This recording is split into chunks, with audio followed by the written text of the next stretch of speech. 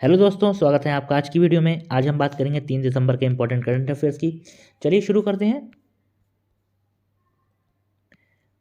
International day of people with disability जो कि होता है 3 दिसंबर को, और वर्ल्ड डिसेबिलिटी डे ये भी 3 दिसंबर को, मतलब दोनों एक ही बात होती हैं। आप चाहे ये कह लीजिए या फिर ये।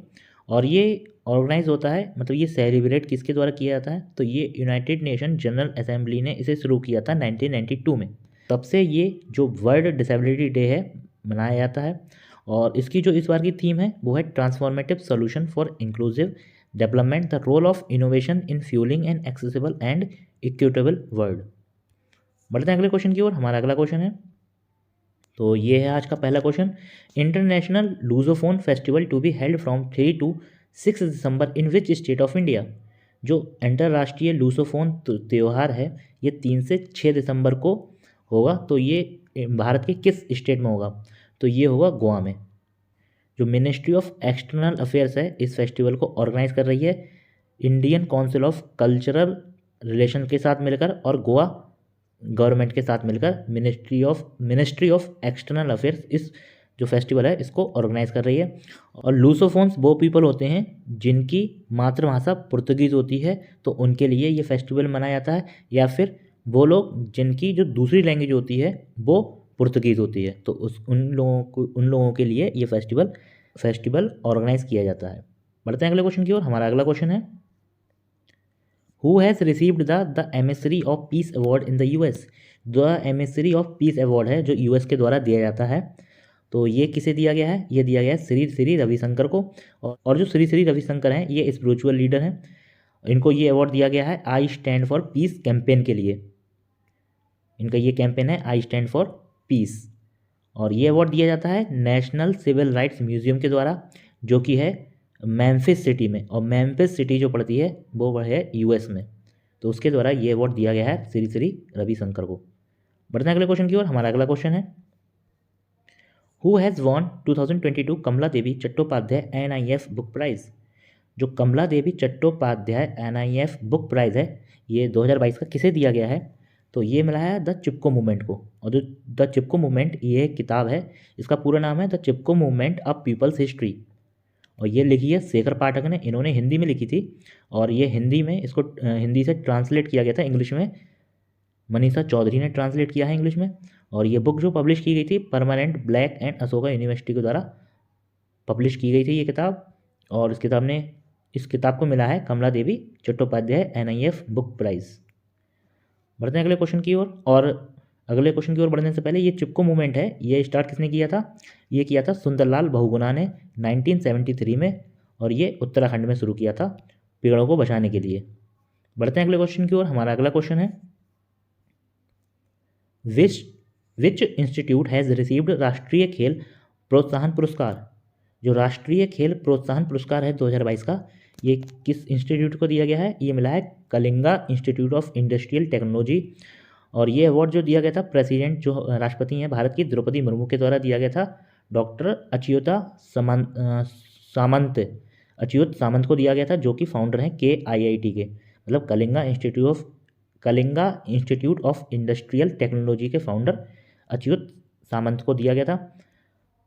और KIIT को ये अवार्ड इसलिए दिया गया है क्योंकि इनका जो फोकस है वो खेल के विकास की ओर निरंतर रहा है, इसलिए इसको ये अवार्ड दिया गया है। मतलब इन्होंने स्पोर्ट्स के विकास में काफ़ी योगदान दिया है। और the university has sponsored the education and training of hundreds of sports persons.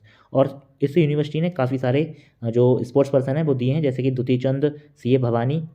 बढ़ते हैं अगले क्वेश्चन की ओर। हमारा अगला क्वेश्चन है, who took charge as secretary department of school education and literacy. जो डिपार्टमेंट ऑफ स्कूल एजुकेशन और लिटरेसी है इसके सेक्रेटरी कौन बने हैं, तो ये बने हैं संजय कुमार। ये कुमार होगा खन्ने की जगह कुमार। ये बने हैं secretary department of school and education literacy के। और ये डिपार्टमेंट है department of school education and literacy, ये मिनिस्ट्री ऑफ एजुकेशन के अंतर्गत आता है। और हमारे मिनिस्ट्री ऑफ एजुकेशन ये किसके पास है, तो ये हैं धर्मेंद्र प्रधान के पास है ये मिनिस्ट्री, एजुकेशन मिनिस्ट्री। और इससे पहले जो संजय कुमार हैं इससे पहले ये डिपार्टमेंट ऑफ यूथ अफेयर्स के सेक्रेटरी रह चुके हैं, और जो मिनिस्ट्री ऑफ यूथ अफेयर्स के and sport, ministry of youth affairs and sports के अंतर्गत आता है ये department of youth affairs and sports. ये मिनिस्ट्री किसके पास है? तो ये इसके जो मिनिस्टर हैं यूथ अफेयर्स एंड स्पोर्ट्स के, ये हैं अनुराग ठाकुर। बढ़ते हैं अगले क्वेश्चन की ओर। हमारा अगला क्वेश्चन है, India and which country conclude bilateral exercise अग्नि वॉरियर इन महाराष्ट्र?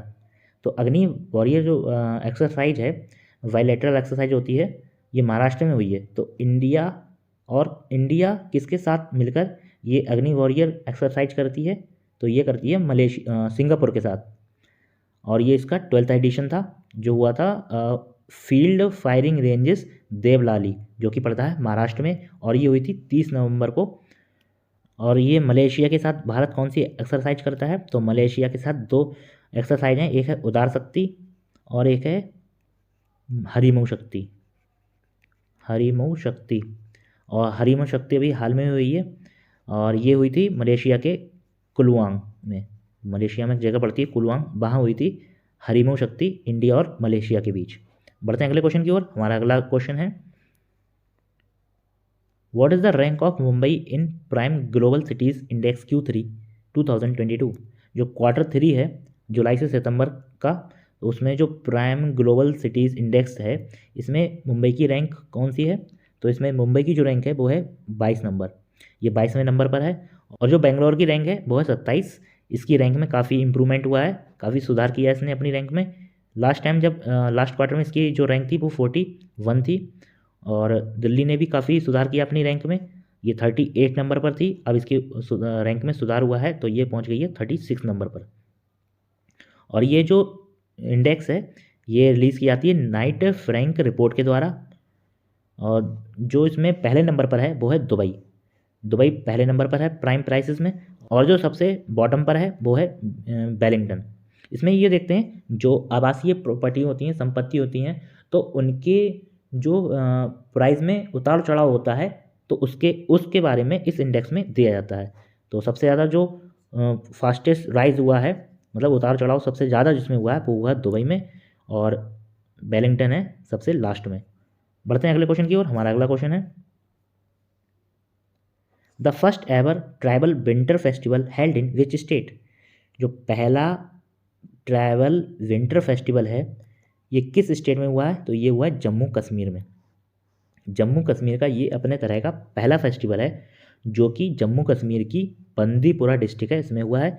और ये फेस्टिवल जो है ये ऑर्गेनाइज़ किया जाता है, काफ़ी सारे डिपार्टमेंट्स करते हैं इसे ऑर्गेनाइज, जो कि कैटसन है। कैटसन एक जगह पड़ती है जो कि बंदीपुरा डिस्ट्रिक्ट में ही है, तो वहाँ पर जो डिपार्टमेंट्स है काफ़ी सारे, उनके साथ मिलकर डिस्ट्रिक्ट जो एडमिनिस्ट्रेशन है ये इसके साथ मिलकर ये फेस्टिवल को ऑर्गेनाइज़ किया गया था। और ये जो है इसमें इस फेस्टिवल में जो गुज्जर्स और बकरवाल जो कश्मीरी कम्युनिटी हैं ये एक साथ डांस करते हैं, जो ड्रम या ढोल होता है उसकी धुन पर ये गुज्जर्स और बकरवाल्स डांस करते हैं। और इस इवेंट में जो कस्टम और ट्रेडिशन होते हैं ट्राइबल्स के, उनको हाईलाइट किया जाता है। और इसको मनाने का जो एम है, मतलब इसका उद्देश्य है, वो है टू अट्रैक्ट टूरिस्ट और बूस्ट एम्प्लॉयमेंट अपॉर्चुनिटीज़। मतलब अट्रैक्ट टूरिस्ट का मतलब जो टूरिस्ट होते हैं उनको आकर्षित करना, और एम्प्लॉयमेंट अपॉर्चुनिटीज़ को और बढ़ाना। बढ़ते हैं अगले क्वेश्चन की ओर। हमारा अगला क्वेश्चन है, the first Sylhet Silchar festival is celebrated in which state? जो पहला सिलहट सिल्चर फेस्टिवल है ये कहाँ सेलिब्रेट किया गया है? तो ये किया गया है असम में। असम के बैरक वैली में ये सेलिब्रेट किया गया था। और ये सेलिब्रेट किया गया था जो क्लोज कल्चरल टाइज हैं, मतलब ये सांस्कृतिक जो संबंध हैं इंडिया और बांग्लादेश के जो पड़ोसी क्षेत्र हैं उनके बीच में जो सांस्कृतिक संबंध हैं उनको सेलिब्रेट किया गया था इस फेस्टिवल के माध्यम से। और ये हुआ था असम की बैरक वैली में, बैरक जो वैली है, और ये हुआ था 2 दिसंबर को। ये 3 दिवसीय है, मतलब 3 दिन तक ये फेस्टिवल होगा। और ये ऑर्गेनाइज़ किया गया है, इसे ऑर्गेनाइज़ किया था इंडिया फाउंडेशन ने Bangladesh foundation for regional studies के साथ मिलकर। और जो इंडिया फाउंडेशन है वो यूनियन मिनिस्ट्री ऑफ कल्चर, मतलब मिनिस्ट्री ऑफ जो कल्चर है उसके अंतर्गत आता है। और जो मिनिस्ट्री ऑफ कल्चर किसके पास है? तो ये हैं जी किशन रेड्डी।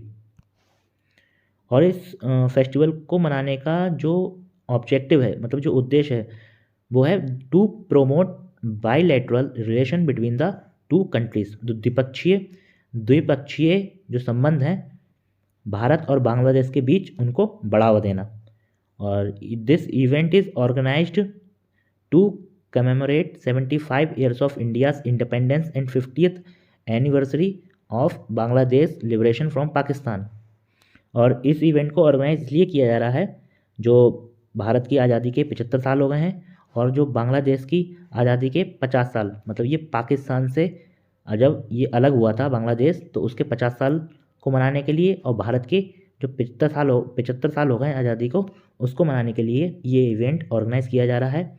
और जो सिलहट है ये लोकेटेड है नॉर्थ ईस्ट बांग्लादेश में। बढ़ते हैं अगले क्वेश्चन की ओर। हमारा अगला क्वेश्चन है, which startup has won climathon 2022 prize under the category life on land. Life on land category में जो क्लाइमेथन 2022 का प्राइज़ है, ये किस स्टार्टअप में जीता है? तो ये जीता है टी टैग ने। टी टैग है, ये ग्रीन स्टार्टअप है केरल का, ये केरल का है, और इसने प्राइज़ जीता है under the category life on land. Life on land category है, उसमें ये अवार्ड जीता है। और जो क्लाइमेथन है ये फोकस करता है क्लाइमेट चेंज पर, और जो थीम थी इस बार की वो थी securing a sustainable and climate resilient future. और ये ऑर्गेनाइज किया जाता है ये by global delivery service, UNDP, startup India, global shapers Kochi, Nasscom और टाई केरला, इन सब के साथ मिलकर केरला स्टार्टअप मिशन इसे ऑर्गेनाइज करता है। और जो विनर होता है, इसमें जो विनर है उसे 5 लाख रुपए दिए जाते हैं। बढ़ते हैं अगले क्वेश्चन की ओर। हमारा अगला क्वेश्चन है, the third T20 world cup tournament for the blind will be held from December 5 to 17 in which country. जो ब्लाइंड पीपल होते हैं, मतलब दृष्टिबाधित लोग होते हैं, उनका जो वर्ल्ड कप होने वाला है 2020 वर्ल्ड कप, तो ये किस कंट्री में होगा? तो ये होगा इंडिया में, और ये होगा 5 से 17 दिसंबर तक। इसमें जो कंट्रीज़ होंगी, पार्टिसिपेटिंग कंट्रीज़, वो होंगी Australia, Bangladesh, Nepal, Pakistan, south Africa, Sri Lanka और इंडिया। और इसमें कम से कम 150 प्लेयर होंगे सभी कंट्रीज से जो इस टूर्नामेंट में पार्टिसिपेट करेंगे। और इसमें 24 मैच खेले जाएंगे 9 अलग अलग जगहों पर भारत में। और the tournament is being organised to mark the world disability day celebrations universally.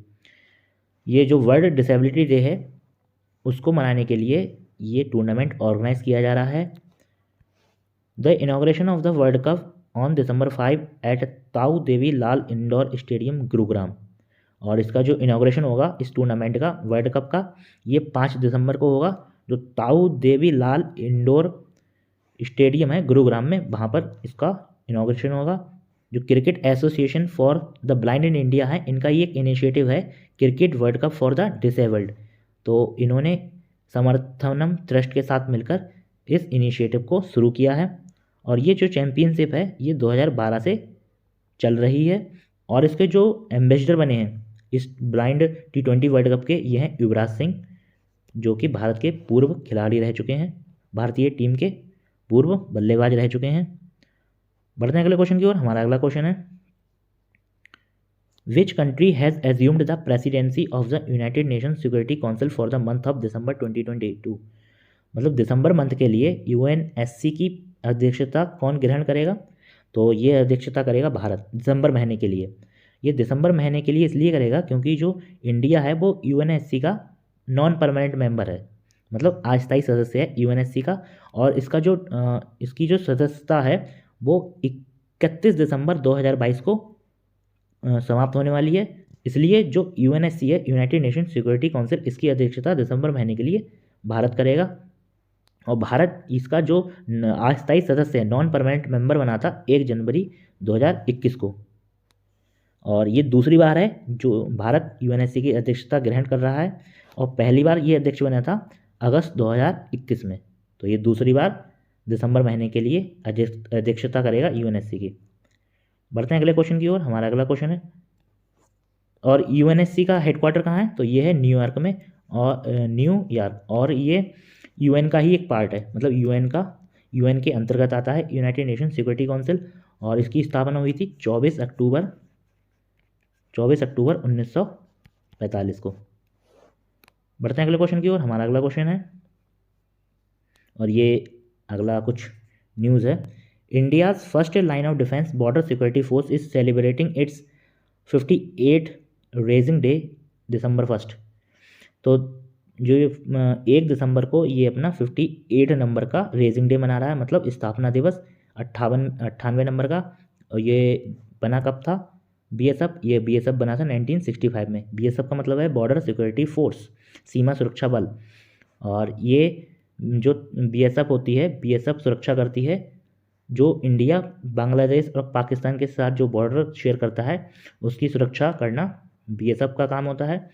और जो बीएसएफ की इस बार जो परेड होगी, ये परेड होगी 4 दिसंबर को, और पहली बार ये होगी पंजाब में, पंजाब के गुरु नानक देव यूनिवर्सिटी में, जो कि अमृतसर में है। वहाँ पर परेड होगी, बीएसएफ की परेड होगी। और बीएसएफ के जो डायरेक्टर जनरल हैं ये पंकज कुमार सिंह हैं, हेडक्वार्टर न्यू दिल्ली में है। और इसका जो मोटो है वो है जीवन पर्यंत कर्तव्य, ड्यूटी अंटिल डेथ। तो ये थे आज के कुछ इंपॉर्टेंट करंट अफेयर्स। इसकी पीडीएफ मैंने टेलीग्राम पर अपलोड कर दी है। आप हमसे टेलीग्राम पर भी जुड़ सकते हैं, टेलीग्राम का लिंक मैंने डिस्क्रिप्शन में दे दिया है। मिलते हैं अगली वीडियो में कुछ और इंपॉर्टेंट करंट अफेयर्स के साथ। Thank you.